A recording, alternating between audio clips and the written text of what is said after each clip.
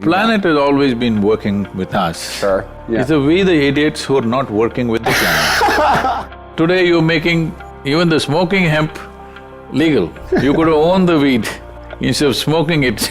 By recommendation, we must make sure children below 14 years of age wear only natural fiber in this country.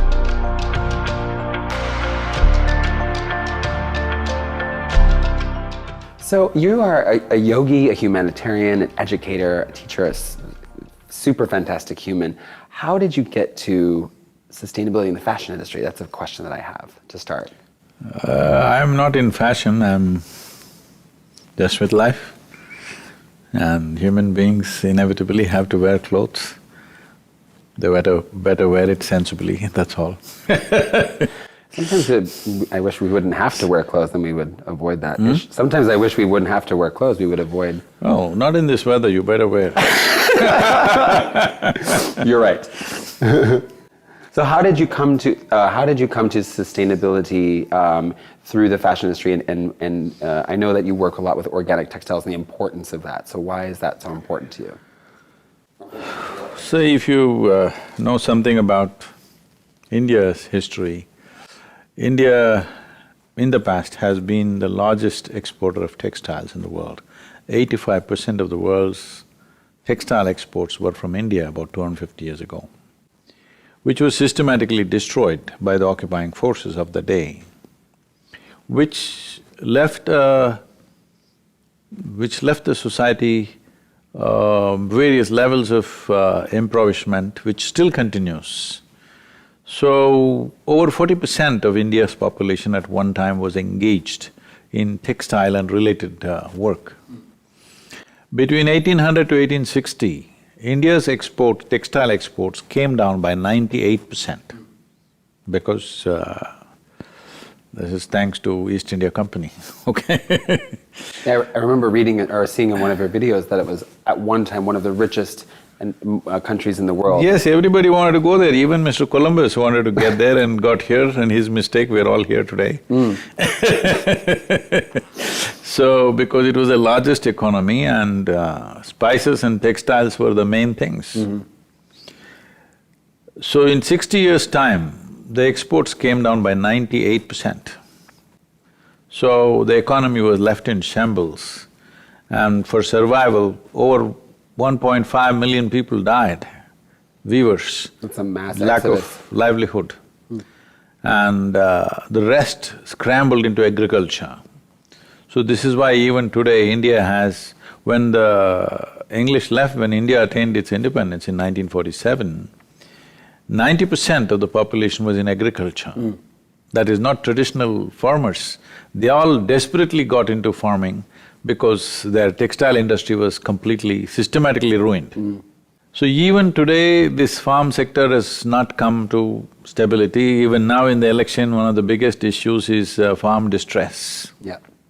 Because in the last 10 years, over 300,000 farmers have committed suicide. Wow. The problem is if they grow less food, the crop is bad, then they suffer because they don't have enough produce. If the produce is good, the prices will collapse. There is no system because in India, now in urban areas it's becoming, otherwise in India nobody will buy processed food by nature. For us, vegetables has to be today plucked. If it's in a store, we don't go and buy it. Now slowly they are being, what to say… They're retrained or influenced by yes, Western culture. now I'm trying to use the right word, being domesticated. Domesticated. Otherwise, when we are growing up, my father refuses to have a refrigerator at home. He said, if you get this, you'll all start eating old food. So no refrigerator at home, everything has to be fresh. So that's how the culture was. Because of this, there is no cold storage systems, there is no marketing facility. So if you grow more, you'll lose, if you grow less, you'll lose. If 30%, my vision is to make 30% of India's farming into natural fiber. And what will that do? What would that do with that vision? That means one thing is it's a non-perishable item. You can sell it at any time of the year, it's not like you have to sell it on the spot. Right. That'll make a huge difference for the India's farmer. And for the weavers, India has over 136 distinct weaves. No culture on the planet has produced such a variety of weaves. But a whole lot of them, about 67 of them, are on the verge of extinction. Can you elaborate a little bit about the importance of weaving and the importance of weavers and why there's so many? Most people don't understand what is weaving. Guilty. When I was 17 years of age, and I did not show much interest in my education, my family, my larger family was involved in silk weaving. So my father said, why don't you go and explore this? Go and see if you can do some industry or business like that. So I went to see. I thought, when I was 17, I thought I was super smart. It took me some time to realize, it takes life to realize how dumb you are, okay? So I'm thinking I'm super smart, and I just go sit there, and this totally… I'm sure he's illiterate, he's never been to school.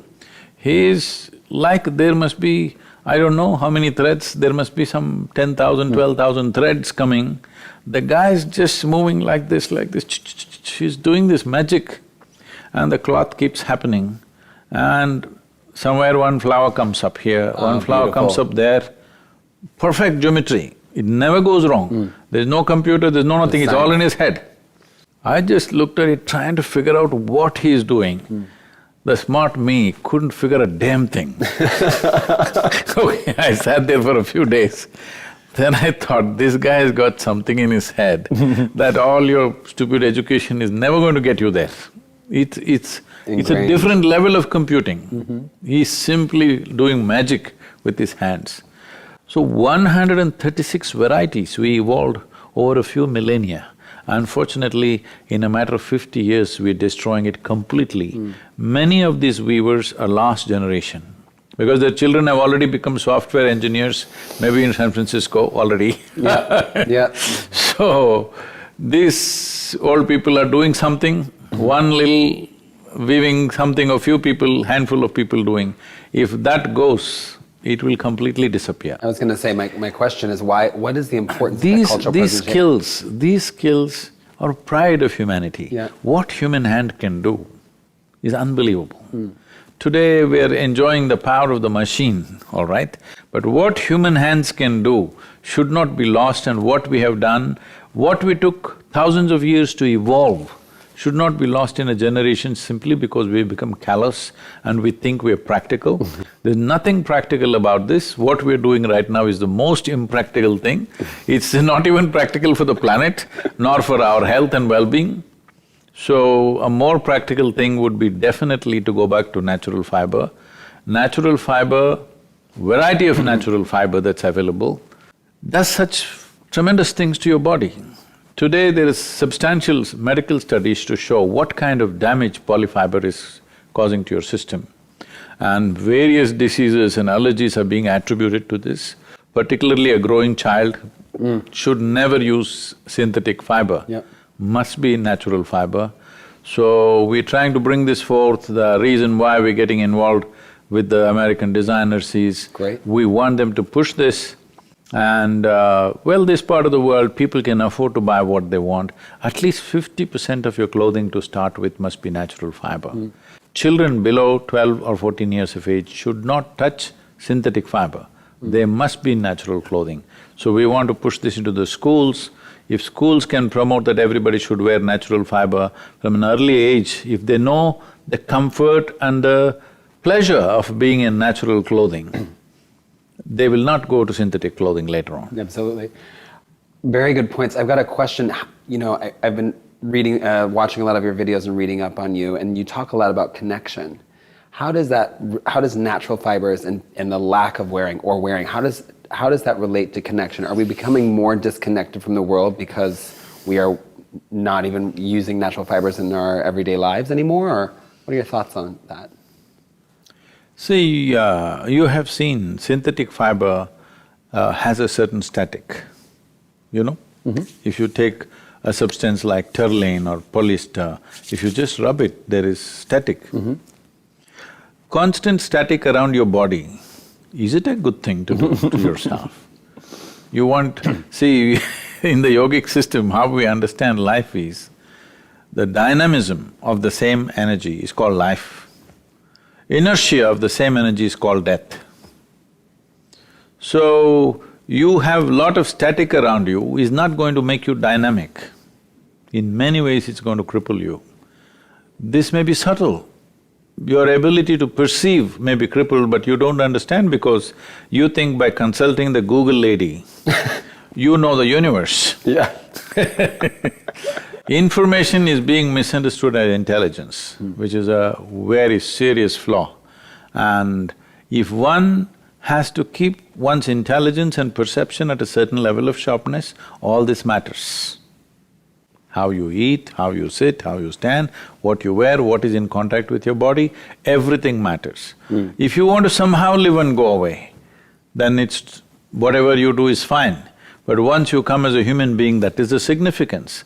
Though we do the same things that every other animal does, we want to do it in a certain way so that we stand apart from every other creature on this planet. It's only in the way we do it, it's not in what we do. We eat, they reproduce, we sleep, they sleep, we die, they die. All right? Everything is That's same. simple, yeah, exactly. It is just that the way we do it sets us apart. So the way we do it has to change means you must be sensitive to how you keep your body. In this, clothing is an important part. Why do you think people are falling away from that? Why do you think people are falling into the trap of that? See, people are not deciding anything, commercial forces are deciding everything. For them, yeah. People are not deciding the industry. One important thing about Fashion for Peace is, we want people to decide what commercial forces should manufacture. But right now, commercial forces are deciding what people should want. Right. It's the power of advertising and marketing. Marketing, yeah. Yes. No, people should decide what we want. And that is what commercial forces should provide for them. Right now, commercial forces are deciding what you should drink, what you should eat, what you should wear, how you should live, everything. It's not good. Commerce is there for human well-being, not the other way around. So do you see a way where people and planet can profit together? Businesses and planet can be working together in order to make a better world, or how do you view Planet has always been working with us. Sure. Yeah. It's we the idiots who are not working with the planet, all right? I have to agree with you on that one, yeah. The very body that you carry is a piece of this planet. Yeah. Most people don't get this till you bury them. But even when they bury, we are making sure they don't get it, because today they're burying them in aluminum coffins. Coffins, yeah. So even when you bury, they cannot realize I'm part of the planet. You're in a box. Planet has always been working with us, otherwise we can't exist here for a moment. Our existence is not possible if the planet does not work with us. Are we responding? Unfortunately, not very well. That brings me to a question I have about the fashion industry and their response.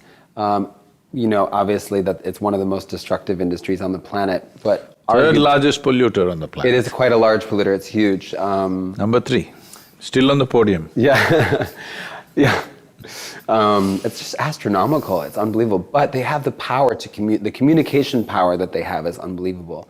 How do you feel about where the fashion industry is going, like where it's at right now, where it's going, where it needs to be in relation to what needs to get done? I mean, I kind of feel like there's a bit of a crisis that's happening and people haven't really woken up to that yet. Do you feel like the fashion industry can help push that along faster?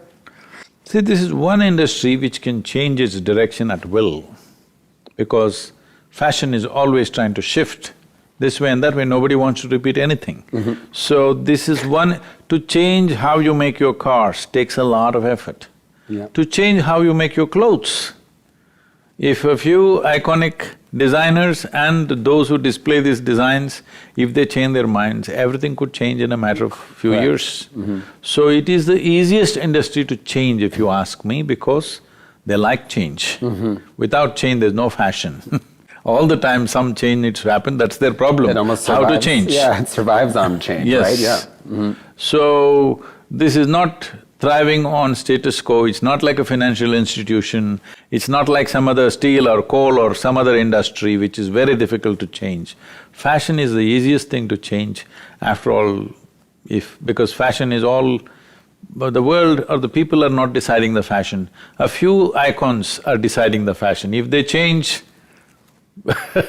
what we thought was impossible kind of haircut, when we were growing up, we want to have it long, our fathers wanted to give us a jar head. We said, no way that machine will be used on my head, because today all the young kids have jar heads and they're going around, that's a fashion. So that's because one football star or somebody does that, all right? So, this is not individual thinking, fashion is led by certain people. If those people just wear natural fiber and say, this is it, I think the world will change very, very quickly. Do you think the fashion industry can survive? Like, as we were talking a little bit before about how much they're pushing out, like fast fashion companies doing nearly 100 and some collections a year, and will the industry survive? Will the industry survive? Of course. It has survived It has survived for 10,000–15,000 years. Fashion has always been there.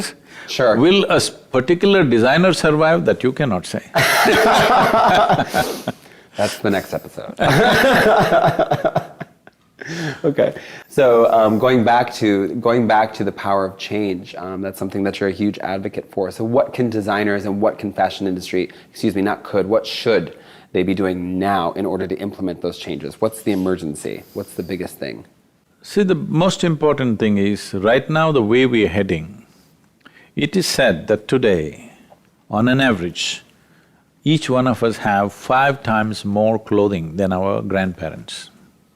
By 2025, they say this will double. By 2030, they're saying this will become 7 times over. So the amount of clothing that we're going to manufacture in the next 10 years is more than what we have manufactured in the last 200 years. The clothing that we have used in last 200 years, we're going to use that in the next 10 years. So when this is the kind of consumption of fabric we are going to make, what kind of fabric is important? Today it is said, by 2025, 98% of the fabric, if we go as business as usual, 98% will be synthetic fiber, 95% will be polycarb.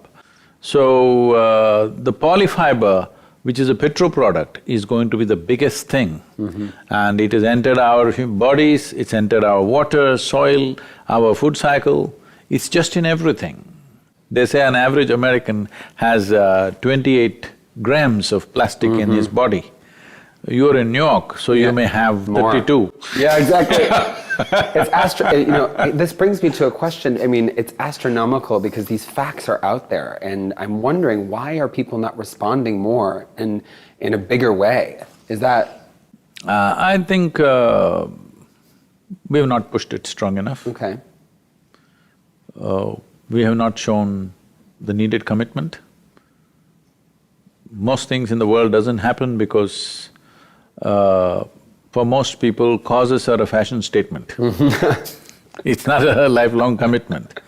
This needs to be pushed in a committed way. And as I said, especially our children below 14 years of age should not touch synthetic clothing. They must wear… This could even be made into a law.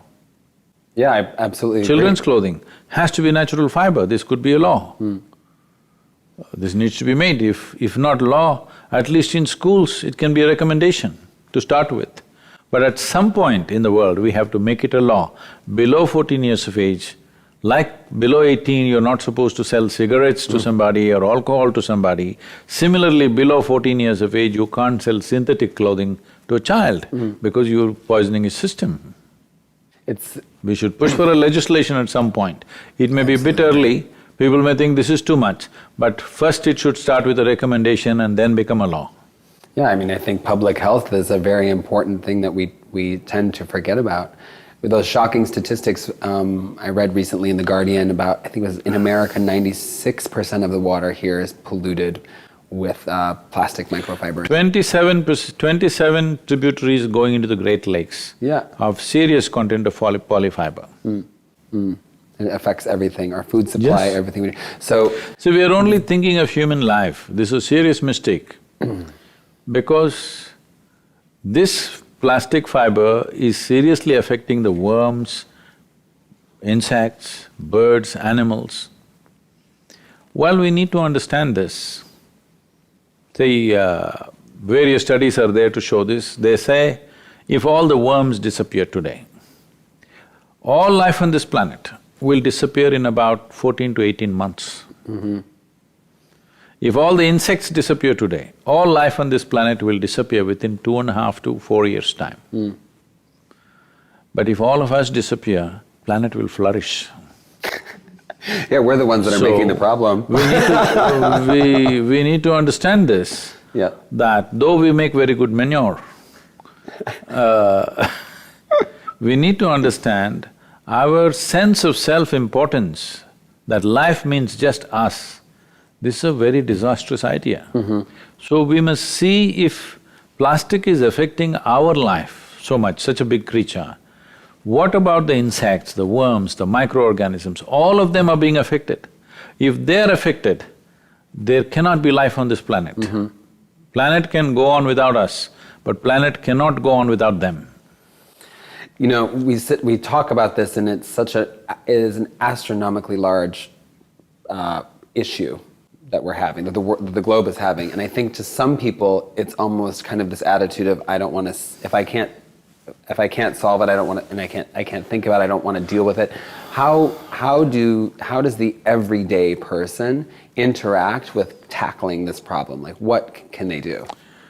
See, when you can have a drug law, though a whole lot of people are saying, it's a good thing, why don't you make it legal, everything. You have a drug law. Why? Because you understand it's bad for the people. They may like it, bad things. That goes for clothing too. Initially it's a recommendation, initially it is a campaign to bring awareness, after some time it has to be a law. So you're suggesting that don't leave it to the choice of people? See, not… as I said, even the fashion that you do, whether it's your hairstyle or the clothes that you wear, except me, I'm a unique creature. I'll agree with that. Otherwise, everybody's idea of fashion is just imitating something, isn't it? So, initially recommendation, awareness, everything. When there is sufficient awareness, you must make it a law. So, there's this term called influencers. Have you heard of this word before? Okay. It's a new thing, kind of. So I'm wondering, what are your, like this new technology, Instagram, people out there influencing, I don't know what everybody's influencing, they're influencing people to buy more, shop more. How do you see the power of influencers working in conjunction with saving the planet? How can that work? If we are talking about it with relation to fashion and clothing, influencers have a huge role, because in a society like this, what that person that you call as an influencer wears, everybody wants to wear. Today, it's already beginning to happen, particularly in California, I think. The well-to-do, the truly affluent people are wearing crumpled cotton, linen, hemp, these kind of clothes. I'm talking about hemp as clothing. But people eat hemp, smoke hemp, they do lots of… Hemp is an amazing product, it's an amazing… No, but it's actually same species, but they're of different kinds, they're different families. The hemp that produces cannabis, which is used for medicine and recreational purpose, is of one kind. The hemp that is used for fiber is of a different kind. This happened in 60s. United States government put a serious amount of pressure on the Indian government to ban hemp growth. India tried to explain, these are two different families. They are the same species but different families, it's not the same thing. They said, nothing doing, you have to ban it. So Indian government banned hemp growth and destroyed a whole industry. But today you're making even the smoking hemp legal. The weed has become legal. You could own the weed instead of smoking it. That's been a difficult one for people to digest, but I'm all for it, you know. I said, I think that's been a difficult one for people to really digest. No, nothing to digest or undigest, it is just that if you allow commercial forces, in another 20 years maybe cocaine will be legal. A whole lot of people will start the campaign, cocaine should be legal. Is it wrong? I'm not looking at it morally. I'm only looking at it, anything that lowers human capability society should push it away, because it's very important in human life that you are able to do whatever simple things you do really well. This is very important for a human being, isn't it? Any simple thing that you do, the basic thing about the human being is you want to do it better than the way you did it yesterday. So this ability and this longing will go away if you use certain chemicals. Your idea of being stoned, see, I'm always stoned, look at my eyes. No substance, just stoned from within, all right? This kind of stoning will enhance your competence. People's idea of being stoned is sitting like a dead chicken.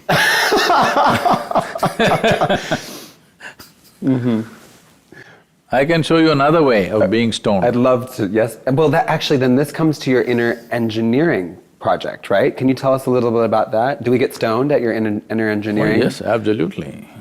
I'm so excited. Can I come there too? Yes. It's for all life addicts, those who are interested in life. Those who want to die can get intoxicated in such a way that all their faculties are taken away, they just fall asleep for 12 hours a day. If you want to sleep 10, 12 hours a day, you're clearly saying you don't like life, you like to die, right? Sleep is death. Sleep is death.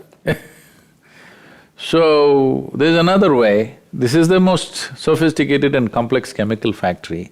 If you are a good CEO, you would produce the kind of chemistry that you want. You can make your chemistry in such a way you are always blissed out.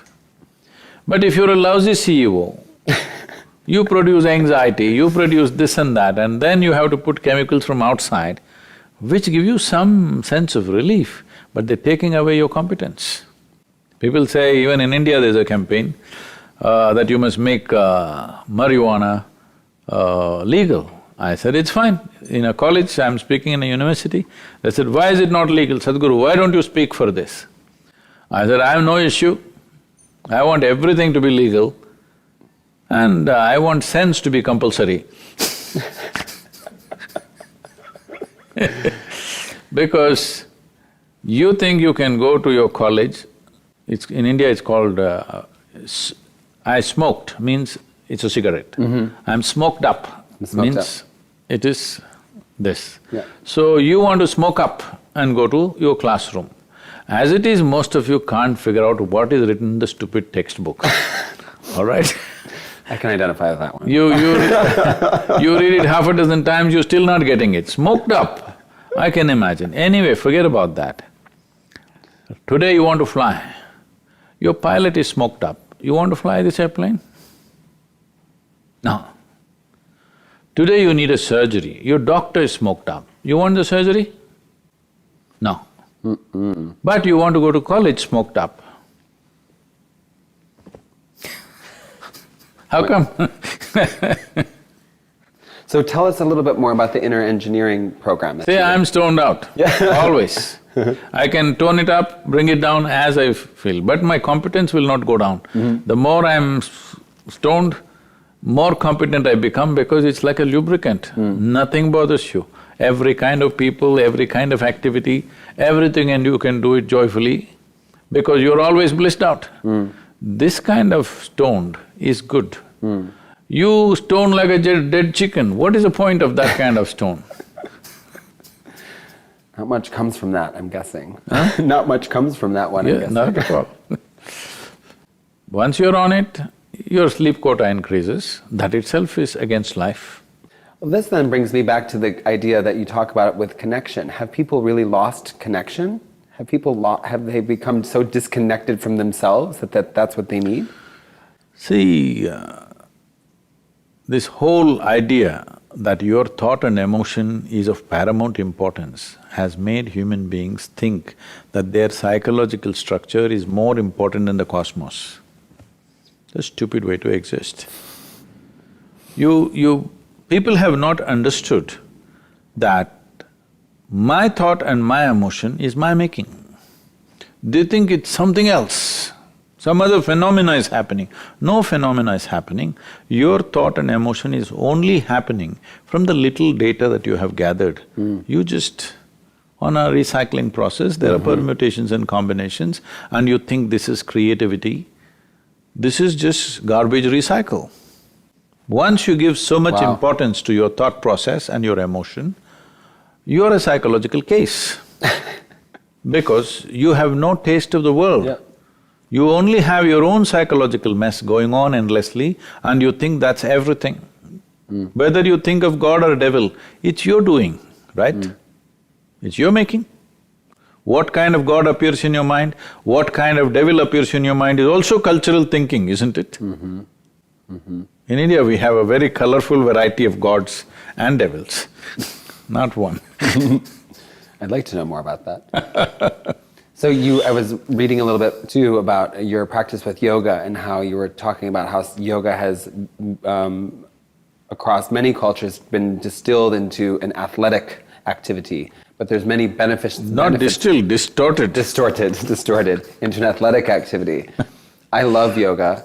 I often ask if I'm doing it correctly, but I don't know if that's even a good question. No. Probably not. No. So lots to learn when I come to visit you in India. You can also learn here in America. Okay, great. I'm excited about that. But my question is how does… I'm not going back and having you as a guest. Oh. I'm saying it's also available right here. Okay. How does that, how can people connect through, like, how does that practice of spirituality and yoga fit into this whole… See, first of all, let's understand the word yoga. The word yoga means union, not body twisting and stretching and doing something. Physical aspect of yoga is a minuscule of yoga. Word yoga means union. What does union mean is, see, as you sit here, you're breathing. That means the life that you are and this planet and this atmosphere and the universe in some way is in transaction. It's not just by respiration, on all levels, even on the subatomic particle level, it's all in communication. So you cannot exist here by yourself, you only existing here is a part of the whole. It's a fantastic phenomena of which we don't know the beginning and the end, all right? But now you have become that kind of a psychological structure, you think you're all by your own. You are a unique and absolute entity and you're also eternal. The religions of the world, philosophies of the world and basic human psychological structure has created this impression. So now you have become an absolute entity by yourself, your life is you versus the universe. This is a bad competition to get into, believe me. This is the silliest competition to get into, you versus cosmos. What kind of competition is that? But this is how most human beings are going. No wonder they're anxious every moment of their life. Because in competition with the rest of creation, you have to be anxious, how else? If you don't suffer, I would be disappointed. Yes, if you are in competition with the creation and you don't suffer, I would be very disappointed and surprised. How is that possible? You have to suffer. So yoga means consciously obliterating the boundaries that you have set up. Have you suffered? Have you suffered? Do I look like that? I mean, not right now, but I'm wondering, like, have you had a process of suffering? Not really. People think they can evolve only with suffering, unfortunately. Okay. It's up to you, whether you want to evolve joyfully or with pain. See, life is like this. It's a brief happening, okay? You're like a pop-up on your computer screen. You pop out, you're there and you pop out again. Pop up and pop out. But this brief amount of time, whether you want to keep this in a pleasant state of experience or in an unpleasant state of experience is up to you. Both the faculties are there with you. Right now, whether you enjoy sitting here or you suffer sitting here is entirely your choice. But a whole lot of people think there is a good reason for their suffering. Because they think they're eternal, they don't know they're mortal. Every moment of their life, they're not conscious. This is a brief amount of time and it's getting over. As you sit here, your hourglass is getting empty. Most people are not conscious of this. They think they're immortal. I think a big industry has been created around that suffering. Oh, yeah. Yeah. Not one. Back to soil. Back to soil. I've got a question about that. Even they're refusing to get into soil. Yeah. They're in the aluminum caskets. Suffering. Soil is suffering right now. We only have 60 years left. It's a big question. I mean, What is 60 years? 60 years left of healthy soil on the planet is a statistic that I've been reading about. I'm not sure if that's entirely exactly accurate, but I don't think we have an infinite source of healthy soil left. You don't have, but if a lot of us die, the planet, the soil becomes very healthy. Okay. So, who's gonna die? All of How us. do we choose? All of us die. Okay. It's just a question of when. When and how, I guess. I mean, I guess how doesn't really matter, it's when. It's only when. But it doesn't even really matter when, because it just will, right? We're just gonna go. So, who has to die? See, this is the whole problem. Most people think other people die. You're gonna die, you're gonna die. Yeah, no, all of us die. Yeah. So, if we make the very source of our bodies, which is the soil, unhealthy, and we hope that we will live well. Some people, of course, trying to escape to Mars, that's a different matter. People are trying, Yeah, all the best. But even if you get there, what will you do there? To Mars? You'll do the same thing. Well, there's no soil on, I don't… No, even if you go to Mars or some other planet, you will destroy it also, because this is what you know. Instead of learning to fix it here, you want to go elsewhere. Even if you go there, you will do the same thing. Is this not what we did wherever we went? See, there were known parts of the world and unknown parts of the world. Let's say this North America was called New World at that time. It's a whole new world. Well, we came here and did the same things, right? Faster than anywhere else. Learning to fix it. So, how are you collaborating? The most important thing is we are talking about sustainability of the marketplace. Okay. First of all, let's talk about most vital things in our life. Sustainability of living healthfully, peacefully, joyfully, lovingly. None of this is sustainable. None of those things you just listed are sustainable? For most people, it's their peace, joy, love, nothing is sustainable. You walk in New York City, they're living in the best of comforts compared to anywhere in the world. Their peace and joy is just skin deep. If you provoke them a little bit, they'll burst on the street, do you think? They're all behaving in a civil way. This is what civilization means, organizing civility. So it's all a sham? Huh? It's all fake? You poke them and see what'll happen. No, I'm gonna stay up here with you. I'm not going down there. Smallest provocation, the worst will come out of them. Most people, not everybody, there are wonderful people, but larger population has become like this. In an affluent nation where there is a choice of food, choice of lifestyles, so many things available, this is the condition of the people. So, when your well-being is not sustainable, when your joy is not sustainable, how do you make market sustainable? When your marriage is not sustainable, how do you make market sustainable? It's a mystery. Conversely though… Market is much more complex than your marriage, I'm saying. What's that? Market is more complex than my marriage? It is far more a complex process than your marriage. Yes. If this is not sustainable, how will that be sustainable, I'm saying? But then conversely, we have the impoverished. I mean, we live in New York City, we have a bubble, and I personally know this because I can barely afford to live in New York City. I'm wondering, how does that work with you were just pointing out the people who are living civilly, who have access to so much, but what about the people who are underserved or impoverished or marginalized? See, in a country like this, nobody need to be underserved.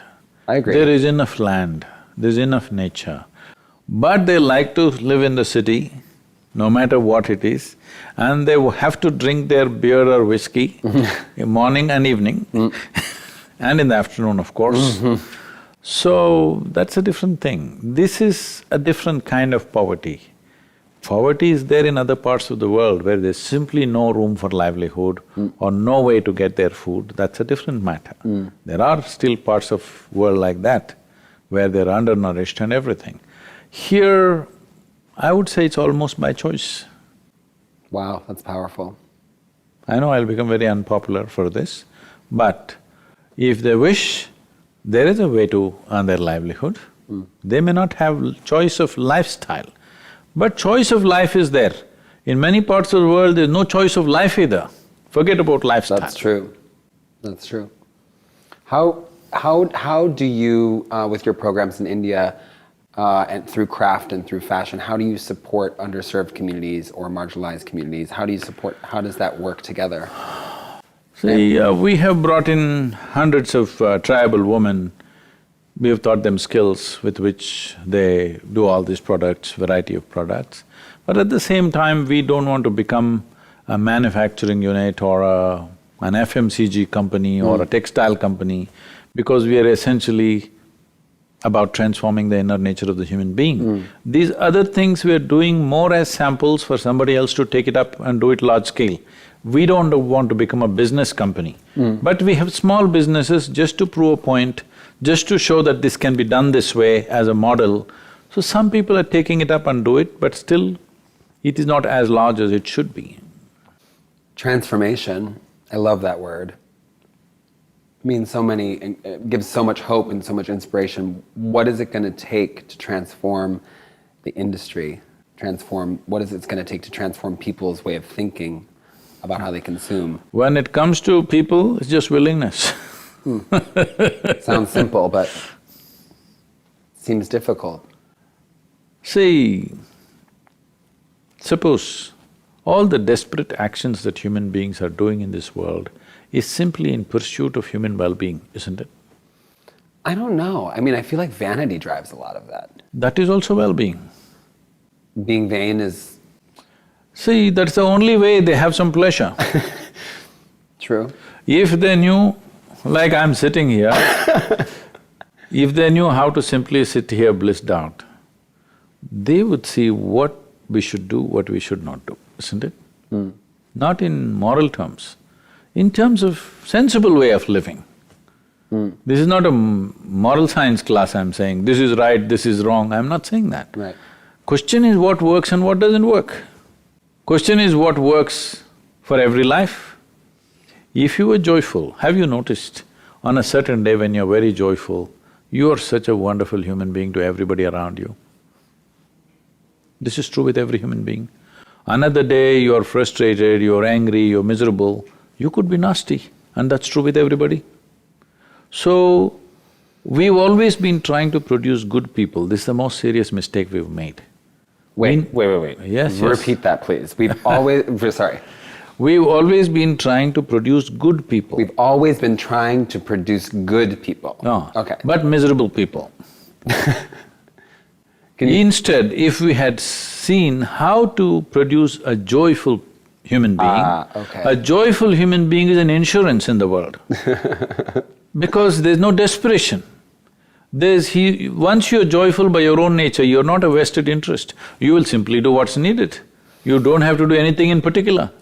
Do you think the fashion industry lacks joy and that's why it's so screwed up? Well, not just fashion industry. Okay. Every industry, Sure. essentially human beings.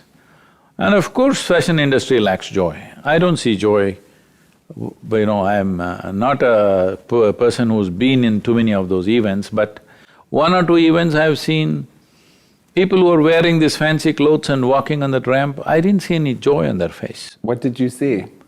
They're very tense and breaking up almost. Wearing the best clothes in the world, they are not. It's that pin pop thing that you were talking about earlier, right? No, I'm saying life itself is a pop-up. Oh, no, before that you were talking about how if you pop the bubble and people and… No, they are in great states of distress and it looks like a whole lot of them are malnourished. I know, yeah. Really? I know. It's sad to see that, but It's very sad. it's like by choice, Spending a lot of money, people tear their clothes. Like that, spending a lot of money to be malnourished. People without food are malnourished, unfortunately. Still there are millions of people like that, that's a misfortune. But now by choice, people are malnourished because they think that's a great way to be. See, I want you to understand to what extent fashion can go, how distorted and sick it can become is. In the Victorian England, it was fashionable to have tuberculosis. They called it consumption.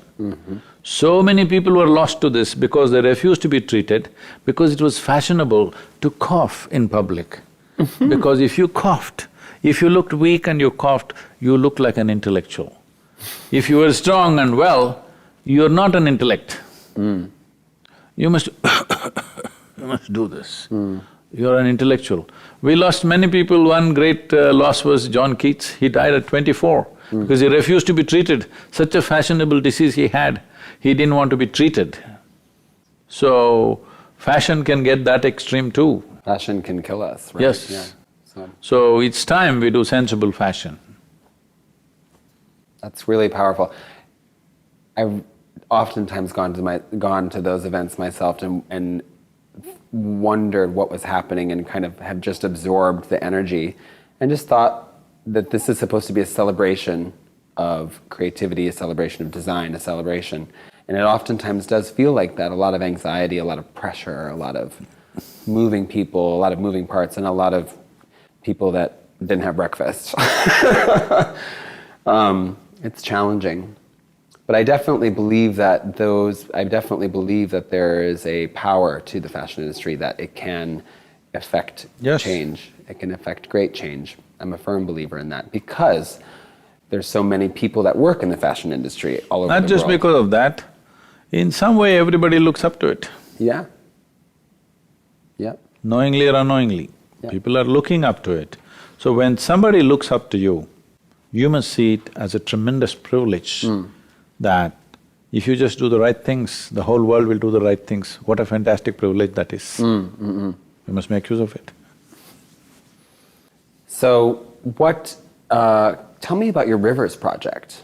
You have a project with preserving the rivers. Can you tell me a little bit about that? So Rally for Rivers has a moment, when we started it was a month-long event where this has been the largest ecological movement on the planet. 162 million people participated. Bravo, amazing. In 30 days, I drove 9,300 kilometers myself across from the tip of southern India to Himalayas, and 142 events. That's amazing. Okay?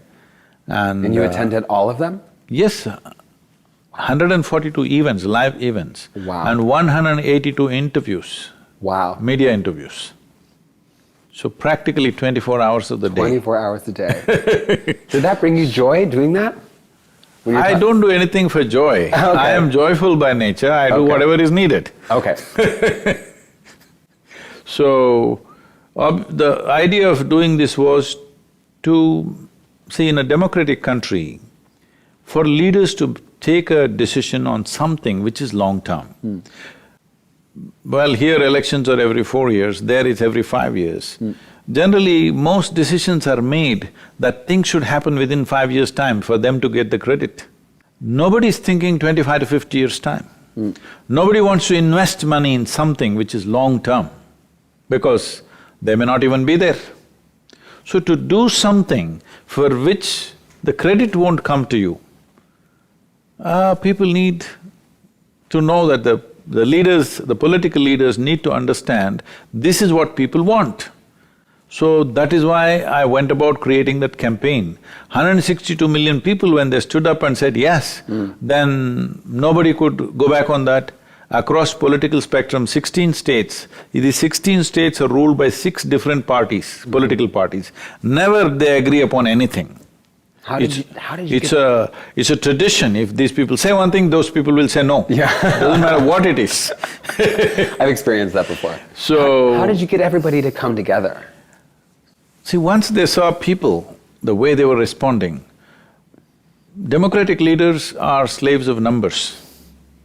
Once they saw the numbers, the way we generated the numbers, then they knew they had to be a part of it. In all the 16 states, chief ministers participated, then I gave the Rally for Rivers recommendation policy to the Prime Minister. Within 24 hours, it was in the hands of the Planning Commission, which is now called Niti Aayog. Within 2 months, the central body sent this recommendation to all the 28 states as the official recommendation. So some states are already proactive and they're on, others are a little slow, but we are working with various… But one important thing is, the awareness in the country went up so high, including the government, and now they have the policy recommendation in their hands. Okay. The question is only of time. Will we do it before it goes really bad, or will we do it now when it's pretty bad? So, some states are already on the ground and active, proactive in action. Other states are reading it slowly. So what are your thoughts? How do you think that's gonna all play out? See, the important thing is, we are saying all river basins in India must have minimum 30% or 33% green cover, because Indian rivers are all forest-fed rivers. They are not glacier-fed rivers. Only 4% of the rivers are glacier-fed, rest are all forest-fed. Without vegetation, these rivers cannot flow. So the depletion in the rivers, everybody is busy talking about pollution. I had to wake them up and tell them, see, some rivers are flowing only because of the sewage water. If you cut the sewage, there'll be no river. That's a fact. So I said, cleaning up the river is not a big problem. If you make up our minds, in 3 to 4 years' time, we can eliminate the pollution. But river depletion, if you try to fix it now, it will take at least 20 to 25 years before it comes back, before it produces results. Maybe you and me won't be here, but if we don't do the right action, then there'll be no river left. Already so many small rivers have gone, totally gone. People have built homes in the riverbeds. And what's the result of that? When the river goes, the fish go, the people's lives go, like what's the result of that? Per capita, 70 years ago, how much water we had, today we have 22% of that, okay? They're saying by 2030, we will have only 12% of that. So we're drinking water in the bottle, by 2030, we may be having shower with a bottle. That's where we are going. And the groundwater is depleting. India is exploiting its groundwater like no other nation because rivers are drying up. I think we have probably the largest number of tube wells on the planet. I don't know how many millions have been hit. So now some states have brought laws, if you want to put a drill, if you want to put a tube well, you have to get government permission. You can't simply put wherever you want. So like these laws are coming because of the Rally for Rivers. Because we made them… it was not just about rivers, it was about water. Because rivers have an emotional connect with people, we use rivers as a way to launch the rally. But it's about generally water bodies, both ponds, lakes, groundwater and rivers. These are all connected. Yeah. People think they're separate. No. No, groundwater and rivers are connected, it's a two-way transaction both ways. I'm curious about the mobilization of people, and I'm curious about how to get people on board to that campaign. That's a lot of people, and it's half of United States population. That's a lot of people, and my question is the mobilization of people. That's fascinating to me, because what I do with Global Fashion Exchange is about the mobilization of people and their passion to create a change. And I've never been able to pinpoint what ignites people. So I'm curious to ask you, I know that with what I do, there is change that needs to happen, and oftentimes this change from what we're looking at comes from consumers. So I've naturally kind of gravitated towards the consumer side. So my question is, how did you activate that many people around… Now that you use the word consumer, I use the word effectively. I said, everybody who consumes water must rally for rivers. Okay, yeah, there you go. Otherwise, if you're not a water drinker, we leave you. I guess the question, that makes sense. I guess the question is, it comes because one thing that I'm constantly hit with is, here, especially in the United States, is how is this going to benefit me? Like when we talk about sustainability in fashion, and when we talk about slowing consumption down and clothing swaps and the ecological effects of the fashion industry, people are constantly they're so caught up in their own world that it's very difficult to pull them, extract that. If I try to do Rally for Rivers and I'm running a major water bottling industry, then nobody would listen, all right?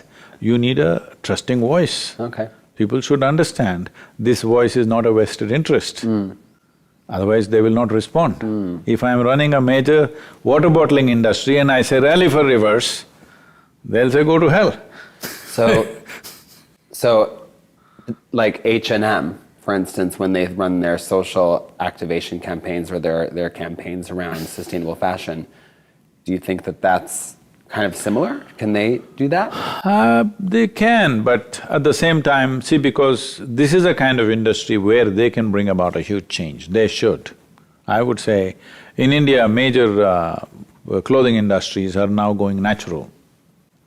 So, that's a very good thing, because that will change the way the consumer looks at things, all right? So, they should do it. But I'm saying mobilizing millions of people means there must be a trusting voice. There must be a voice of integrity, otherwise it won't happen. And that won't… To earn that, it doesn't happen overnight, it takes time. It does take time to foster that trust with people. How long did it take you? All my life. All your life. Can I ask you more of a personal question? Do you have family? Yeah, what is all this? I mean, okay, so that is kind of a silly question, I guess. Well, I'm just curious about like how you surround yourself. With the planet, with the atmosphere. Okay, I'll stay away from that question. I was just curious about… Why, you thought I'm in some kind of a bubble? No, well, kind of. The planet itself is in a bubble of this atmosphere. You're a mystic. Did you come from like another planet? Like, how did this happen? I'm just kidding, I'm having fun. Well, that happens when I'm entering the United States. They make me stand in that line which says resident alien. Isn't it awful? And I look around and see I'm the only one who fits the description. There's so many other people standing in the line though. I thought they're all aliens in disguise. Oh my gosh, there's so many aliens walking around. Okay, I've spent a lot of time with you. One of the big questions I want to know, and hopefully that we can communicate to people watching this, is what do we need to do?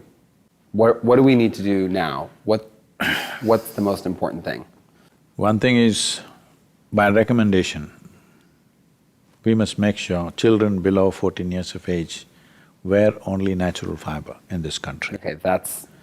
First recommendation, in 3 years' time we should work for a policy where children must wear.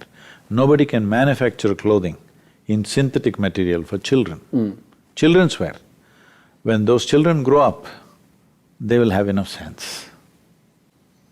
So first, it's children not wearing synthetic clothing and then mandating. Hoping adults will have enough sense to do that by themselves.